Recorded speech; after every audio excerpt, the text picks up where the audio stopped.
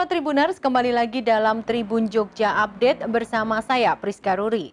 Kehadiran Presiden Ukraina Volodymyr Zelensky di Washington pada hari Rabu 21 Desember waktu Washington DC menjadi momen dramatis dalam upaya Amerika Serikat membantu Ukraina dengan berbagai senjata untuk melawan serangan pasukan Rusia. Paket bantuan militer besar-besaran senilai 1,85 miliar dolar Amerika Serikat atau hampir setara dengan 29 triliun rupiah itu akan memperluas kemampuan pasukan Zelensky untuk menghadapi serangan udara Rusia dan melanjutkan serangan balasan untuk melawan pasukan Rusia.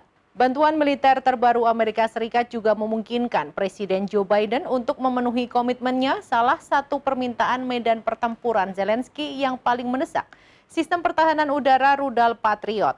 Selain itu masih banyak lagi bantuan yang akan datang dari Amerika Serikat.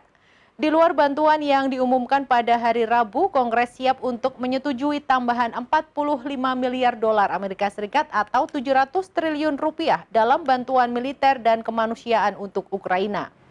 Uang itu adalah bagian dari pendanaan besar-besaran pemerintah Amerika Serikat yang akan mendukung Ukraina tidak hanya tahun depan tetapi dalam beberapa kasus hingga 2025. Memastikan bantuan berkelanjutan bahkan ketika Kongres Amerika Serikat berpindah tangan ke kendali Republik.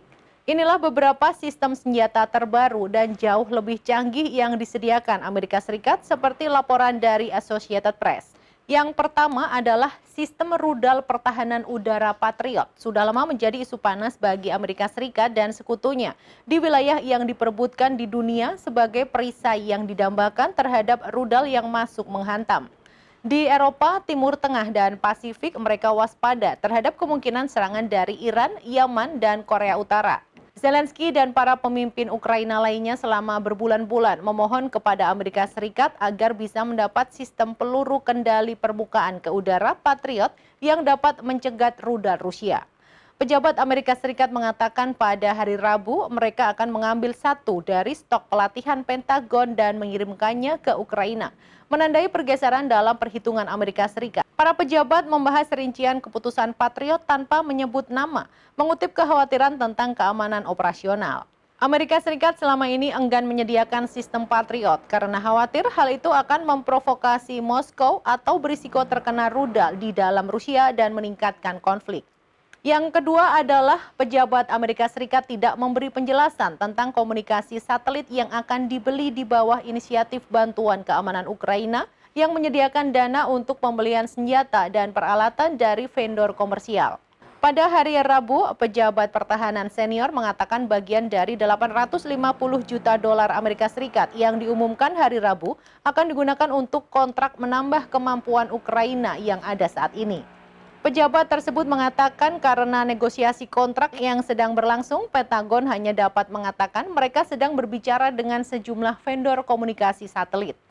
Namun pejabat lainnya mengakui bahwa langkah tersebut akan menopang titik kerentanan potensial bagi Ukraina setelah pendiri SpaceX Elon Musk mengatakan perusahaannya tidak lagi mampu menyediakan layanan Starlink secara gratis. Yang ketiga adalah Joint Direct Attack Munition atau JDAM juga diberikan ke Ukraina untuk pertama kalinya. JDAM pada dasarnya adalah bom bodoh seberat 500 hingga 2000 pon yang dimodifikasi menjadi bom pintar dengan menambahkan sirip ekor dan kit navigasi. Kit tambahan itu memungkinkan pasukan untuk memandu amunisi ke target, bukan hanya menjatuhkannya dari jet tempur ke tanah. Departemen Luar Negeri mengatakan JDAM akan memberi Angkatan Udara Ukraina kemampuan serangan presisi yang ditingkatkan terhadap pasukan penyerang Rusia. Jet tempur, pembom, dan drone Amerika Serikat semuanya dapat menembakkan JDAM, tetapi para pejabat menolak untuk menjelaskan modifikasi yang dilakukan agar bom dapat diluncurkan oleh pesawat Ukraina. Elemen lain yang berpotensi menarik tentang JDAM adalah Amerika Serikat punya banyak stok, sehingga memberikannya kepada Ukraina tidak akan menciptakan tekanan berlebih dibanding amunisi Amerika Serikat lain yang stoknya terbatas. Tetapi ada juga risiko potensial, yaitu bahwa munisi JDAM bisanya dijatuhkan dari pesawat yang terbang di atas atau di dekat target. Itu mungkin lebih berisiko bagi pilot Ukraina karena bisa menempatkan mereka dalam jangkauan sistem pertahanan udara Rusia. Demikian berita terkini terkait daftar senjata canggih terbaru yang diberikan Amerika Serikat untuk Ukraina. Ikuti terus berita-berita terkini hanya di Tribun Jogja Update. Saya Priska Ruri dan segenap kru yang bertugas pamit undur diri. Terima kasih dan sampai jumpa.